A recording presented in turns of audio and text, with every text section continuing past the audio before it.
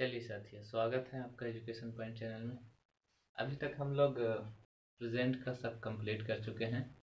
आज से हम लोग करेंगे पास्ट का, तो बहुत ही रफ्तार से हम इसे ख़त्म करेंगे।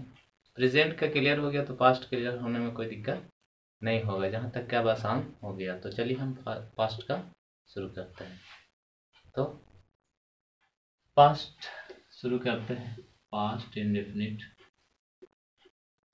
पास्ट इंडेफिनिट को एक और नाम से जानते हैं, या तो पास्ट इंडेफिनिट कह सकते हैं या पास्ट सिंपल।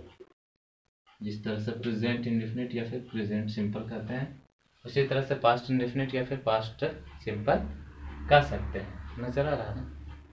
चलिए अब हम शुरुआत करते हैं। इसमें आपको पता होगा, पहचान जानते होंगे। पहचान क्या होता है, जरा कोई जानते हैं तो बताइए कमेंट वमेंट करके। पहचान होता है था, थी, थे, या आ, ती, या फिर ये अंत में इस तरह का आएगा, गया, गए या फिर गई, तो हम कहेंगे कि ये पास्ट इंडेफिनिट का जो है टेंस है। अब हम यहाँ पे जब इसका पहचान देख लिए तो इसका एक स्ट्रक्चर होता है। वो स्ट्रक्चर होता है सब्जेक्ट प्लस वर्ब का सेकेंड फॉर्म प्लस ऑब्जेक्ट। इसी पे बनता है, जो कि बहुत इजी है। अब इजी है तो लगे हाथ यहाँ पे हम इसे समझ लेते हैं एग्जाम्पल के जरिए और बनाने की कोशिश करते हैं। इससे पहले अगर आप कॉपी कलम लेकर के नहीं बैठे हैं तो फर्स्ट ऑफ ऑल आप कॉपी कलम लेकर के बैठिए और इसे राइट डाउन कीजिए, उसके बाद आपको समझ में आएगा।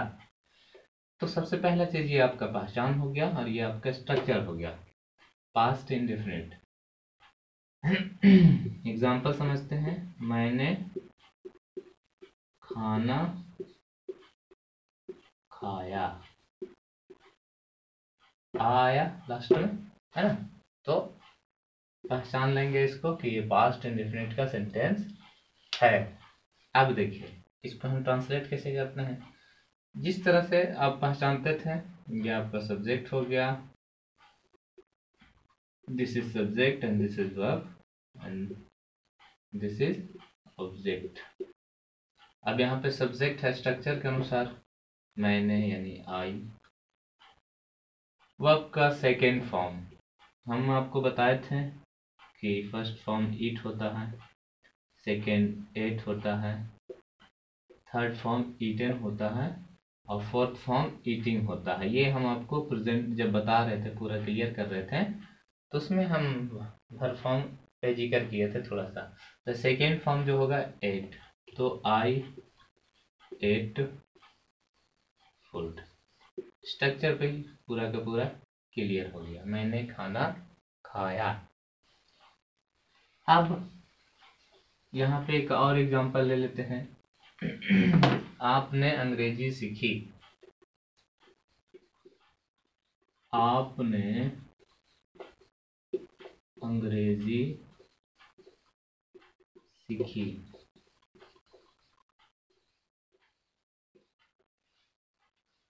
यू सबसे पहला चीज आपका सब्जेक्ट हो गया, उसके बाद सीखना ये आपका वर्ब हो गया।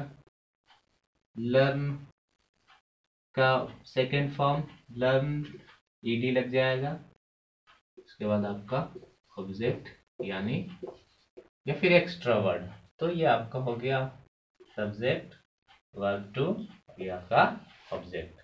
सो सिंपल है, ये आपका स्ट्रक्चर याद रहेगा, इसे बनाना बहुत ही इजी हो जाएगा, यानी कि हलवा हो जाएगा। इसे बना के खाइए। आगे देखते हैं।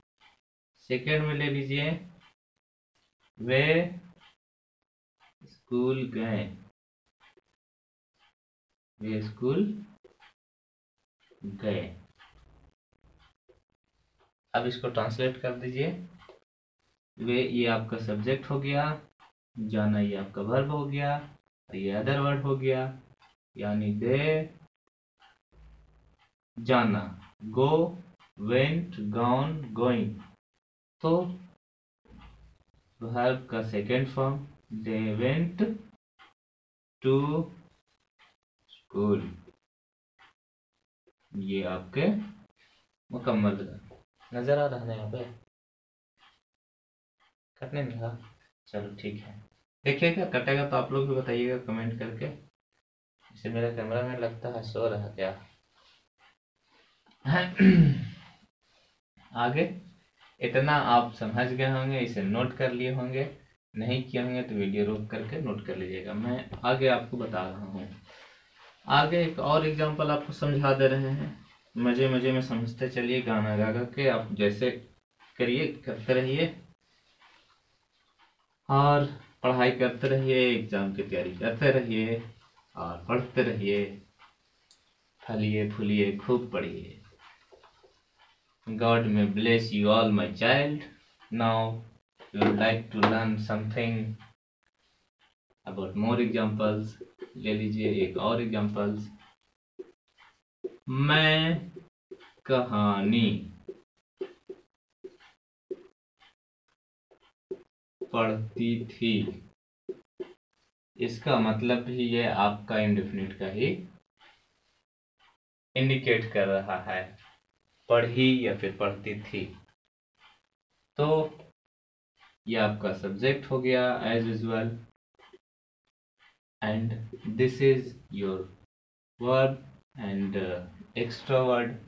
तो ये हो गया, आप इसको आप ट्रांसलेट कीजिए। स्ट्रक्चर यहाँ पे पहले सब्जेक्ट होता है, सब्जेक्ट यहाँ पे मैं है, इसको बोलते हैं आई।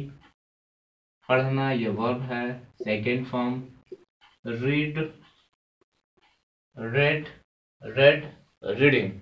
लिखा था एक जैसा है पर उच्चारण अलग अंदाज में होता है। First form read, second form red, third form red, उसी तरह से होता है। तो आई रेड स्टोरी, ये आपका इंडेफिनिट का यहाँ तक क्लियर हुआ। उम्मीद करता हूँ ये आपको समझ में आया होगा।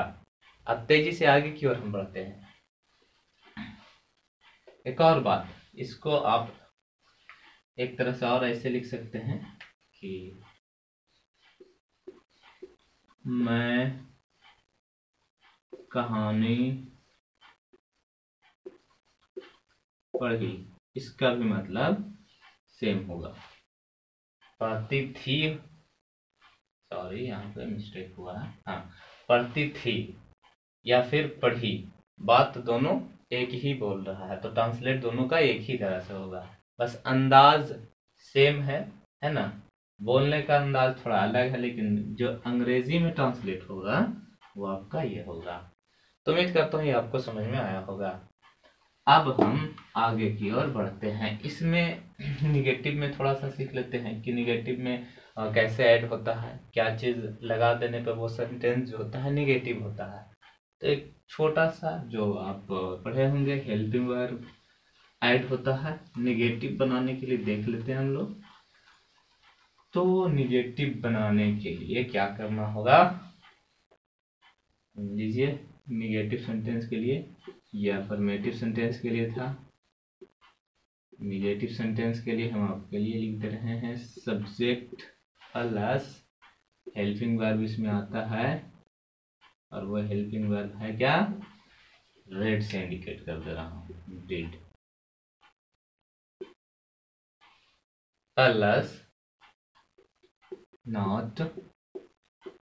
प्लस इसमें एक बात ध्यान रखिएगा, यहाँ पे डिड लग गया तो यहाँ पे आपका वर्ब का फर्स्ट फॉर्म लगेगा।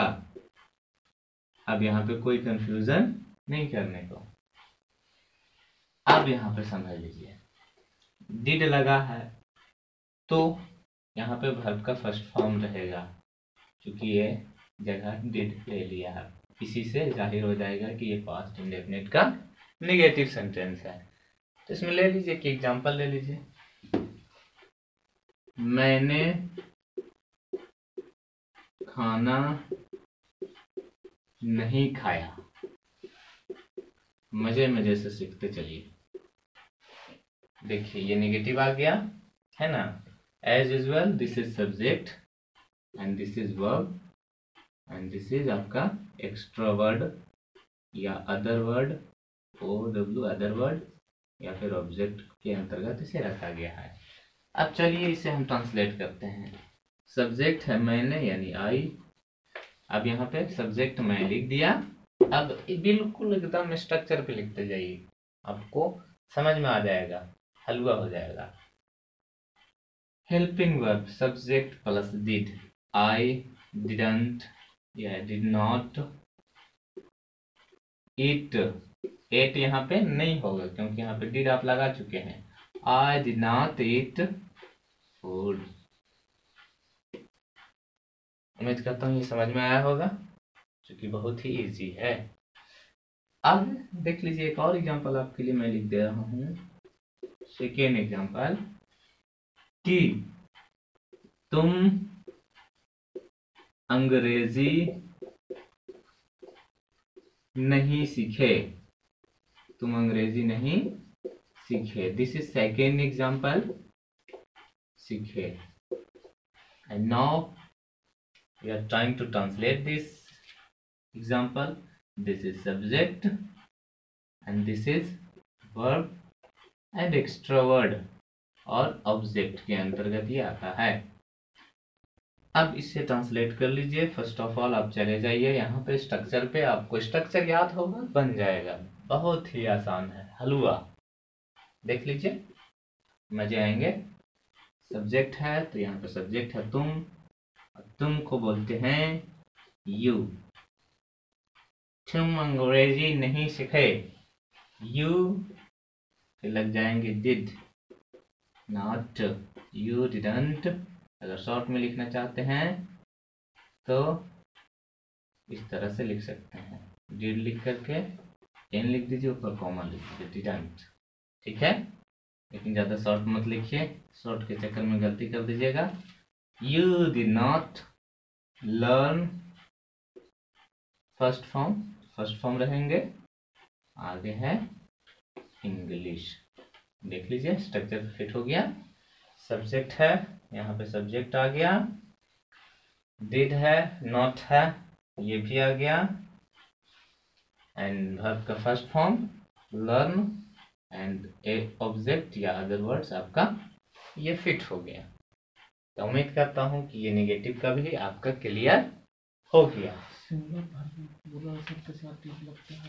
एक और बात, ये पास्ट इंडेफिनिट है तो इसमें आप जो है डिड का ही प्रयोग करेंगे। इसमें आप हर हाल में आपको डिड लगाना ही है, नेगेटिव हो, इंट्रोगेटिव हो या इंट्रोनेगेटिव हो, तो इसमें सब जगह डिड का प्रयोग होता है। अभी हम और एग्जांपल देखेंगे और भी जो स्ट्रक्चर्स है उस पर हम डिस्कस करके क्लियर करते जाएंगे। तो ये नेगेटिव का क्लियर हुआ। और ले लेते हैं यहाँ पे, अभी तो फर्स्ट पर्सन के साथ हम कर रहे थे, थर्ड पर्सन सेकेंड पर्सन कर लिए, थर्ड पर्सन एक ले लेते हैं। जैसे में वह आम नहीं खाया, तो ये आपके थर्ड पर्सन हो गए। तो यहाँ पे सवाल दिमाग में आपका आएगा कि डिड लगेगा या फिर कुछ और लगेगा, तो नहीं, यहाँ पे डिड का ही प्रयोग होता है। देख लीजिए ट्रांसलेट करते हैं। ये आपका सब्जेक्ट है, ये आपका वर्ब है और ये आपका ऑब्जेक्ट है। वह यानी ही, उसके बाद यहाँ पे डिड ही लगेगा, यानी हर हालत में यहाँ पे डिड का प्रयोग करना है। एज यूजुअल स्ट्रक्चर है और ऐसे बनता ही है। He did not eat mango, object आपका मैंगो है तो ये हो जाएंगे मैंगो। और यदि अगर आपको किसी तरह का कोई अगर डाउट हो तो कमेंट करके पूछ सकते हैं, इसे क्लियर किया जाएगा। तो फर्स्ट पर्सन फिर सेकेंड पर्सन भी मैंने डिस्कस किया और यहाँ पे थर्ड पर्सन ये भी मैं बता दिया कि यहाँ पे आपका डिड का ही प्रयोग होता है। अब निगेटिव देख लिए, अब इंट्रोगेटिव पे थोड़ा सा चर्चा कर लेते हैं, थोड़ा जल्दी जल्दी। इसे नोट कर लीजिएगा, समझिएगा और इसे याद रखिएगा। स्ट्रक्चर नोट करते जाइएगा, स्ट्रक्चर याद नहीं रहेगा तो नहीं बना पाइएगा। इसके बाद आपको जो एक्टिव पैसिव बनता है वो इसी स्ट्रक्चर का कमाल है। अगर आपको स्ट्रक्चर ध्यान में नहीं रहेगा तो नहीं बनेंगे। हाँ जाइए प्यारे, समझते हैं। इंटेरोगेटिव, इंटेरोगेटिव का जो होता है आपका, यहाँ पे डिड पहले आ जाएंगे। Did plus subject plus verb का फर्स्ट फॉर्म प्लस ये आपके ऑब्जेक्ट हो गए। अब एक और चीज यहाँ पे छूट रहे हैं, प्लस क्वेश्चन मार्क देना जरूरी है। अब यहाँ पे आप एग्जांपल ले लीजिए। एग्जांपल हम लेते हैं कि मैंने, सॉरी इंटरोगेटिव है, क्या मैंने खाना खाया, क्वेश्चन मार्क।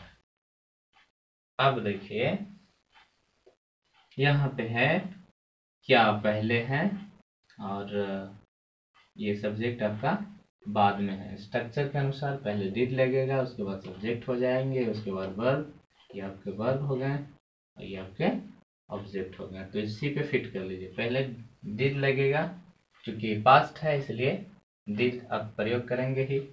तो डिड आई, ये आपके सब्जेक्ट हो गए। इसके बाद वर्ब का फर्स्ट फॉर्म यानी इट, उसके बाद आपके ऑब्जेक्ट हैं तो हो जाएंगे फूड एंड क्वेश्चन मार्क। क्या मैंने खाना खाया, तो इस तरह से ट्रांसलेट हो गए। आगे और एग्जांपल दे रहे हैं और आसान बनाने के लिए। क्या राम ने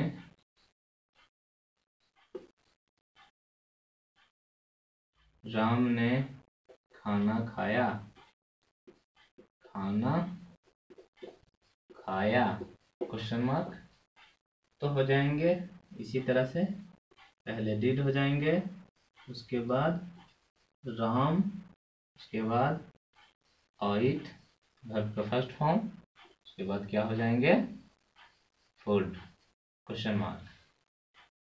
क्या तुमने खाना खाया, डिड यू ईट फूड। हम नहीं पूछते हैं किसी से डिड यू ईट फूड, तो इस तरह से बनेंगे। तो इसे भी समझ गए होंगे। अब आगे एक और इंट्रोनिगेटिव, इसमें थोड़ा सा नोट लगेगा और बन जाएगा इंट्रोनिगेटिव। तो इसे समझ लेते हैं। जैसे में क्या तुमने नहीं खाया, क्वेश्चन मार्क। इसमें इंट्रोनिगेटिव देख लीजिए, ये आपके इंट्रो प्लस निगेटिव जो होंगे वो did plus subject plus not plus verb का first form plus object plus question mark बना लीजिए। Did you not eat food question mark. तो ये आपके हो गए इंट्रोगेटिव प्लस निगेटिव। इसको इस तरह से भी बनाया जाता है, डिडंट यू ईट फूड, ऐसे didn't you eat food question mark, ऐसे भी बना सकते हैं। या did you not eat food, या फिर शॉर्ट में डिडंट यू ईट फूड, इस तरह से भी बना सकते हैं। आई होप ये स्ट्रक्चर आपको समझ में आया होगा। आप इसे प्रैक्टिस करेंगे और समझने की कोशिश करेंगे। इसे आप कॉपी पे नोट कीजिए और प्रैक्टिस अपने स्तर से कीजिए आप, और इससे रिलेटेड ट्रांसलेट लिख करके प्रैक्टिस कीजिए। और अगर नहीं बनता है तो leave a comment in the comment box, then I will answer that question. Okay, see you tomorrow. फिर मिलते हैं कल नेक्स्ट वीडियोज में।